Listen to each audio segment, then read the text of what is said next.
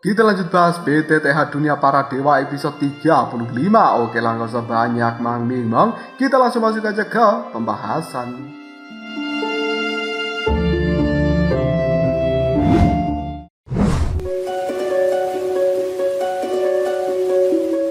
Soyan sekarang sudah duduk bersila memejamkan mata karena dia akan menyerap dan juga memurnikan api surgawi ledakan bumi yang merupakan api peringkat 23. Tubuh dari Soyan telah sepenuhnya diselimuti kobaran api berwarna merah kekuningan, sementara Zanlao yang berada di dalam pagoda emas juga telah membantu Soyan memberikan sebuah perlindungan dengan kekuatan emas miliknya. Meskipun begitu, Soyan masih bisa merasakan sebuah energi yang luar biasa dari api peringkat 23 ini, membuat sebuah keringat mengalir di dahi dari Soyan, dan di dalam hati Soyan pun merasa cukup takjub. Meskipun api surgawi ledakan bumi hanya berada di peringkat 23, tapi kekuatannya jauh lebih dahsyat dari apa yang dibayangkan. Jika bukan karena Soyan memiliki api suci kekacauan, mungkin membutuhkan waktu dan juga pengorbanan yang besar untuk bisa menyerap api surgawi ini sepenuhnya. Soyan kemudian menggunakan kekuatan api suci kekacauan yang langsung disentuhkan kepada api berwarna merah kekuningan di hadapan Soyan. Hanya dalam kurun waktu yang singkat, api berwarna merah kuning itu cahayanya meredup. Kekuatan kekerasan yang dimiliki sebelumnya juga seolah-olah melemah. Bagaimanapun juga itu telah ditekan oleh api surgawi yang berada di peringkat ke-18. Pada akhirnya, api merah kekuningan ini berubah menjadi cairan magma yang kemudian mengalir ke dalam tubuh dari Soyan, lalu menyebar di seluruh meridian dan juga organ-organ tubuh Soyan. Hal ini terasa lebih mudah karena telah dimurnikan menggunakan kekuatan mantra api. Di saat yang bersamaan, energi di dalam tubuh dari Soyan juga telah melonjak. Dan tiba-tiba saja, kekuatan dari api surgawi ledakan bumi merasakan sebuah kegelisahan. Hal itu membuatnya berjuang mati-matian supaya tidak dilahap oleh Soyan. Akibat sedikit pemberontakan dari api ini, meridian Soyan terasa kesakitan. Dan Soyan akhirnya mengetahui apabila sifat dari api surgawi ledakan bumi sangat mudah tersinggung. Hal itu membuat Soyan hanya bisa mengerutkan keningnya.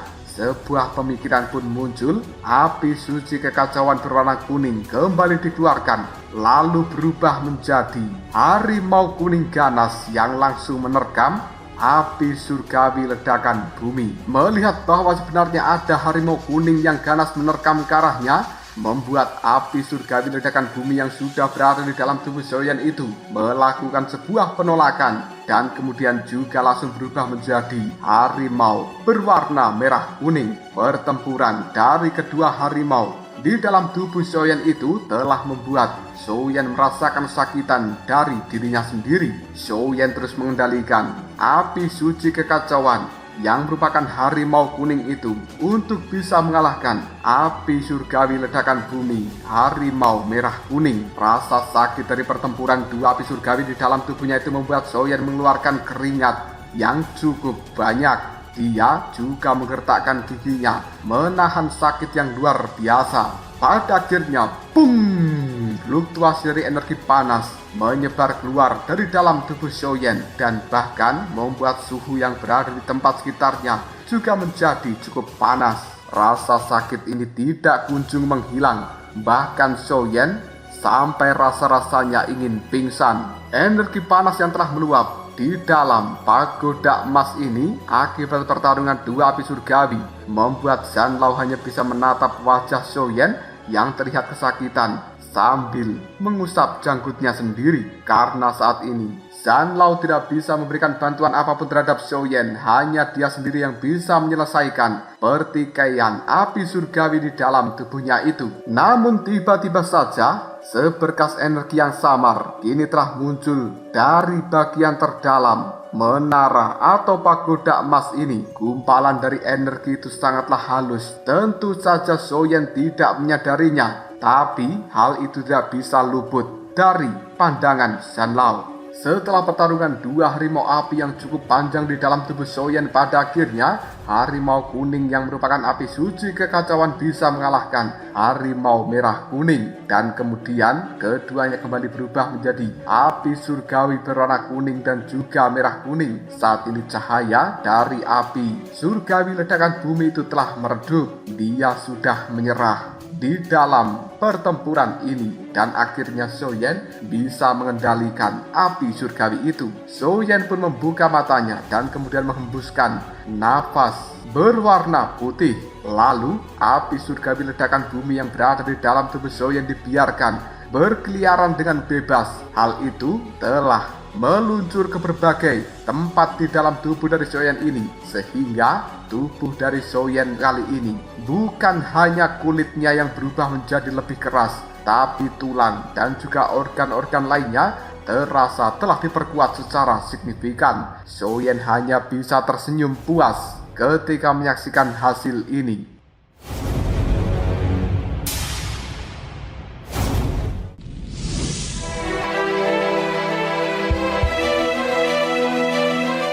Meski Soyen sudah mampu menjinakkan api surgawi ledakan bumi, bukan berarti dia bisa melahapnya dengan mudah. Setelah beberapa saat, Soyen telah memutuskan sekarang sudah waktunya yang tepat untuk melahap api surgawi ledakan bumi. Setelah mengambil nafas yang cukup panjang, pada akhirnya Soyen mengendalikan api surgawi ledakan bumi di dalam tubuhnya untuk menuju ke dalam dantiannya. Setelah sampai di dantian dari Soyen, tiba-tiba saja pung! Api surgawi ledakan bumi melepaskan energi yang sangatlah luar biasa. Namun energi tersebut tidak mempengaruhi cahaya biru yang berada di dalam tempat ini, karena itu adalah roh hantu yang sedang tertidur.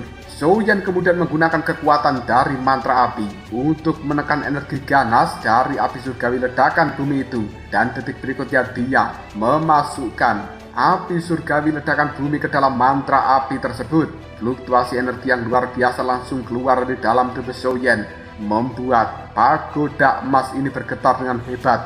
Zanlao tiba-tiba saja melambaikan tangannya. Energi emas kini telah langsung menyelimuti tubuh dari Soyen, supaya proses penyerapan dari api surgawinya itu tidak menimbulkan kerusakan di dalam tempat ini. Setelah beberapa saat Soyen berjuang dengan keras, akhirnya api surgawi peringkat 23 itu benar-benar bisa dilahap oleh Soyen menggunakan kekuatan mantra apinya. Soyen mempalkan tinju dan kemudian dia bisa merasakan bahwa peningkatan energi di dalam tubuhnya ini sangatlah luar biasa. Sambil tersenyum, Soyen juga bisa merasakan bahwa tubuh fisiknya memang jauh lebih kuat jika dibandingkan dengan sebelumnya. Namun, selanjutnya Soyen hanya bisa mengerutkan kening karena meski tubuh fisik dan juga energi di dalam tubuhnya telah meningkat, dia tidak bisa merasakan kenaikan level. Hal itu membuat Soyen cukup bingung serta keheranan. Zanlao bahkan juga telah mengangkat alisnya. Dia menatap tajam pada Soyen yang kemudian berkata, bukankah dia sudah menyerap dan juga melahap api surgawi ledakan bumi, tapi kenapa tidak bisa mengalami terobosan?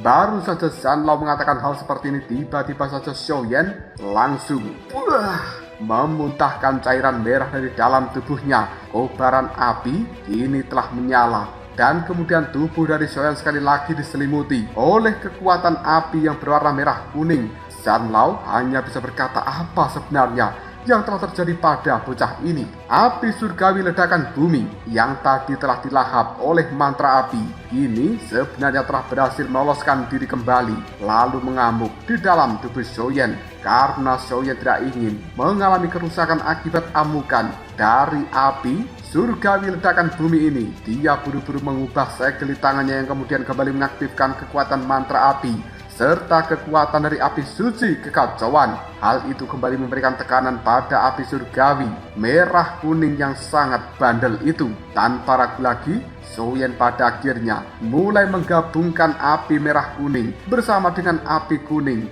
di dalam tubuhnya. Samar-samar ada tanda-tanda akan penggabungan itu. Waktu berlalu, di dalam tubuh Soyen kali ini api suci kekacauan dan juga api surgawi ledakan bumi telah mengalami penggabungan dengan kecepatan yang cukup lambat dan tidak terasa. Soyen sudah melakukan penggabungan ini selama lebih dari setengah bulan. Setelah melakukan usaha yang cukup keras dan juga tidak mudah menyerah, akhirnya Soyen benar-benar berhasil menggabungkan api surgawi ledakan bumi dengan api suci kekacauan. Maka dari itu, api surgawi yang bandel tersebut tidak akan bisa lagi memberontak di dalam tubuh Soyen. Soyen pun mulai membuka matanya dengan energi yang luar biasa terpancar dari dalam tubuhnya. Zanlao kemudian mendekati Soyen dan memberikan selamat bahwa dia telah berhasil melahap bahkan menggabungkan api peringkat 23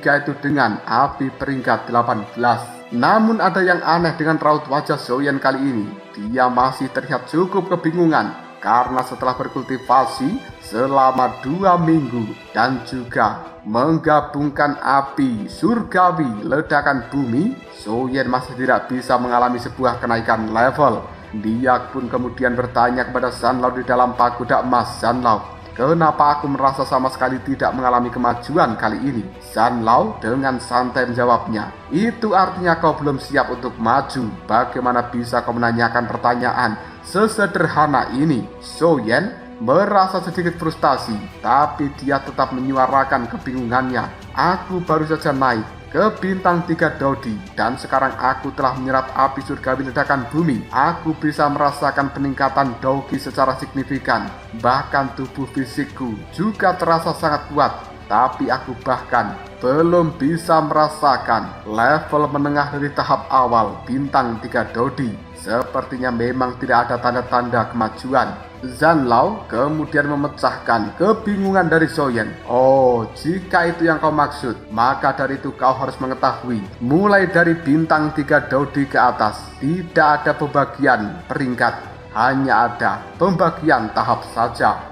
Soyen pun cukup kaget. Apa? Tidak ada pembagian peringkat? Jadi maksudmu, mulai dari bintang 3 Dodi ke atas yang ada hanyalah tahap awal, tahap menengah, tahap akhir, dan juga tahap puncak. Mereka tidak dibagi menjadi level atau peringkat dasar, menengah, lanjutan, dan juga puncak. Mungkinkah begitu?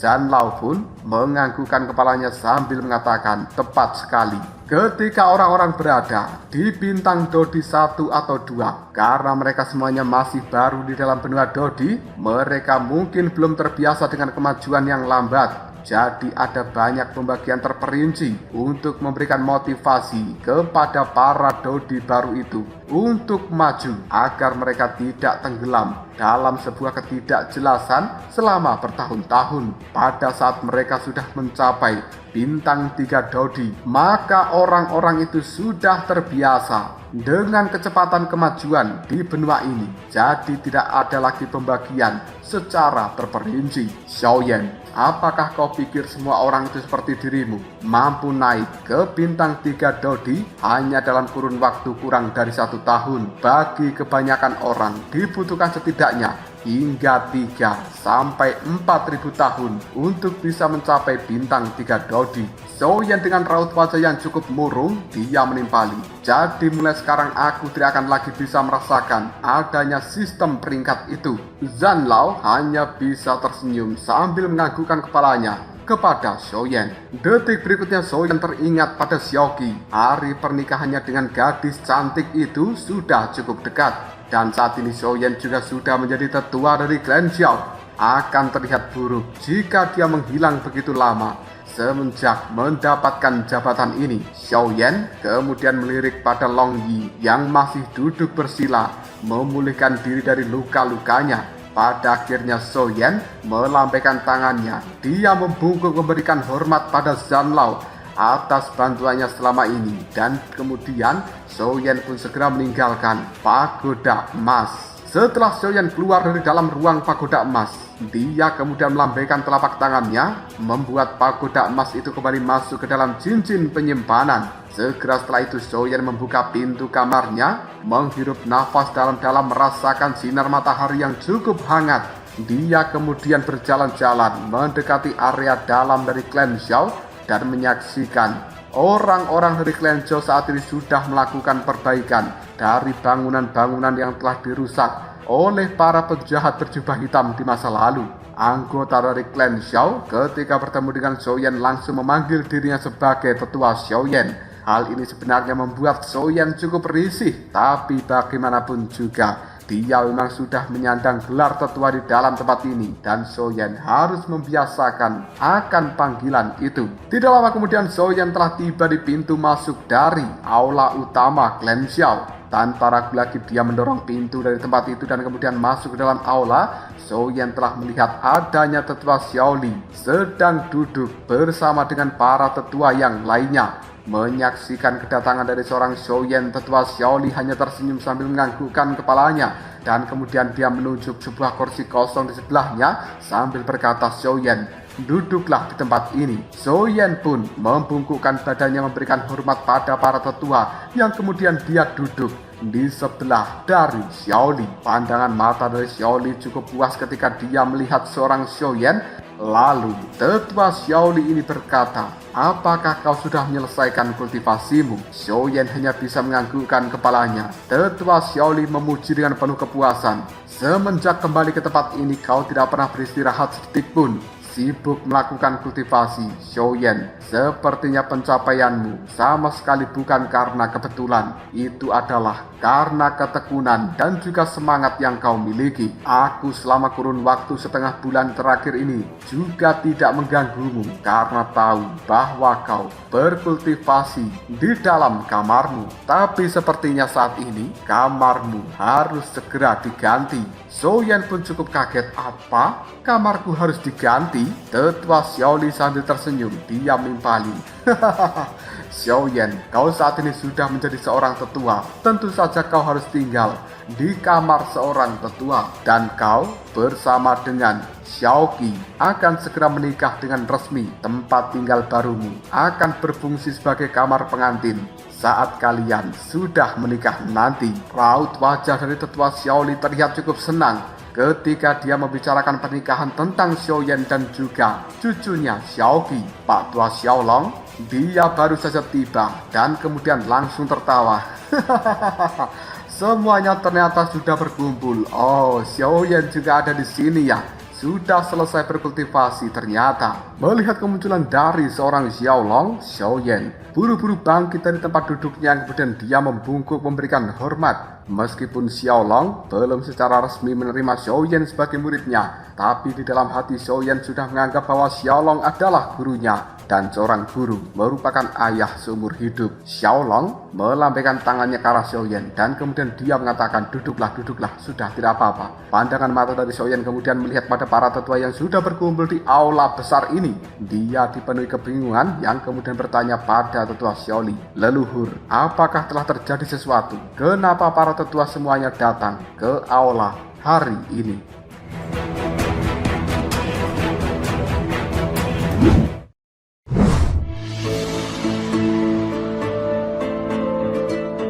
Xiaoli pun baru teringat jika Xiaoyan baru saja menjadi seorang tetua dan dia belum mengetahui tentang adanya sidang dari Dewan Tetua, sehingga membuat Xiaoli kemudian mengatakan, "Hari ini merupakan hari sidang Dewan Tetua, jadi semua tetua harus berkumpul untuk membahas sesuatu. Ngomong-ngomong, kau belum tahu ya? Mari, biar aku perkenalkan para tetua itu pada dirimu." Secara singkat, tetua Xiaoli pun memperkenalkan Xiaoyan pada Dewan Tetua klan Zhao ini. Mereka cukup senang dan juga bangga karena klan Zhao memiliki seorang tetua termuda seperti Xiaoyan. Setelah memberikan perkenalan secara singkat, Xiaoli kemudian mengatakan, "Baiklah, cukup sampai di situ saja perkenalannya. Para tetua, laporkan tentang kejadian yang telah menjadi kendala kalian." Xiao Wutian menjadi orang pertama yang berbicara. "Setelah krisis di dalam klan Zhao kita berlalu, semua orang yang berada di dalam klan ini pada dasarnya telah dipulihkan. Korban jiwa juga telah ditangani dengan baik. Semua subsidi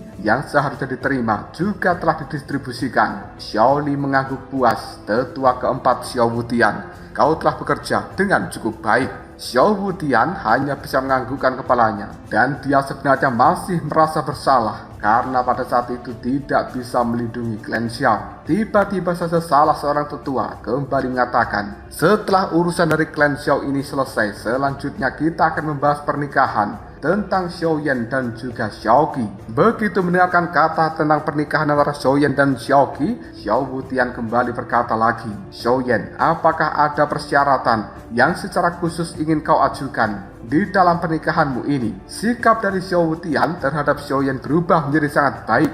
Dia jelas ingin memperbaiki hubungan yang buruk antara dia dengan Xiaoyan di masa lalu melalui pernikahan Xiaoyan ini. Dan Xiao Wudian juga tahu bahwa Xiaoyan bukanlah orang yang memiliki pemikiran sempit. Maka dari itu, mungkin Xiaoyan sudah melupakan dendam terhadap Xiao Wudian sebagai guru dari Xiaoyong. Tapi Xiao Wudian juga masih memiliki rasa bersalah dan akan menebusnya kali ini. Tiba-tiba saja Xiaoyan menimpali. Soal itu kurasa kita sebaiknya membuat pernikahan yang sederhana saja. Tidak perlu upacara yang begitu megah, karena semua orang pasti sudah kelelahan bekerja keras memperbaiki kerusakan di dalam klan Xiao ini. Pada saat Xiaoyan mengatakan hal seperti itu, sebenarnya di dalam hatinya dan juga di dalam benaknya teringat dengan istri-istrinya, terutama dengan Sun Er. Dan ketika Xiaoyan memikirkan pernikahannya dengan Xiaoqi, membuat dia sedikit kehilangan arah.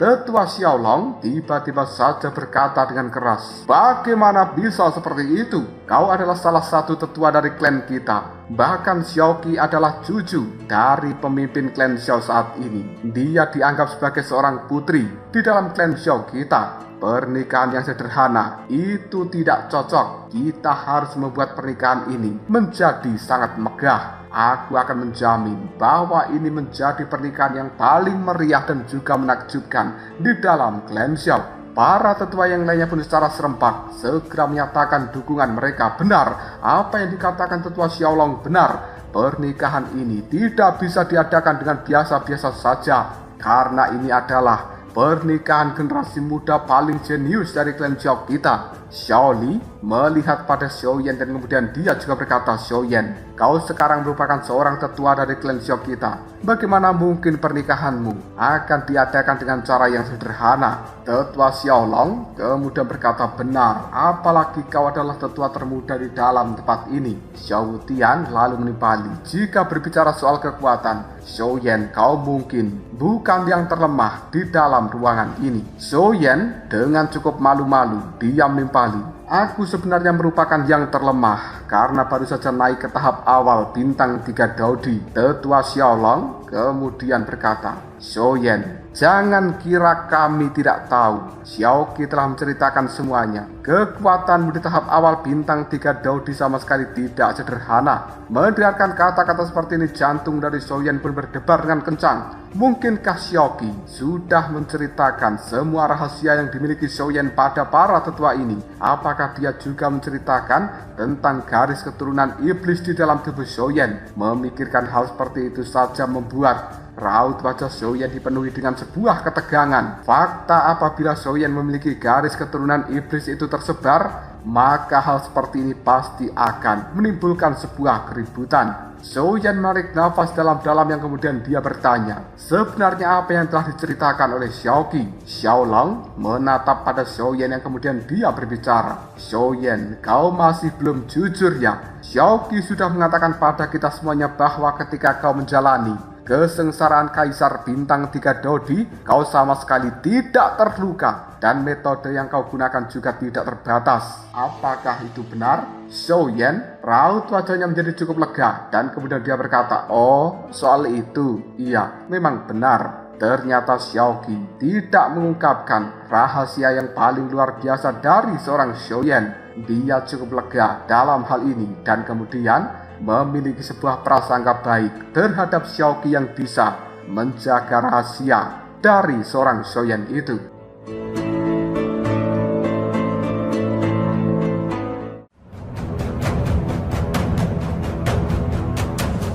Lalu apakah yang akan terjadi selanjutnya? Mungkinkah Xiaoyan akan menceritakan proses kultivasinya menjadi bintang 3 Daodi ini? Jika kalian penasaran, tunggu aja jawabannya di next video. Ngobrol.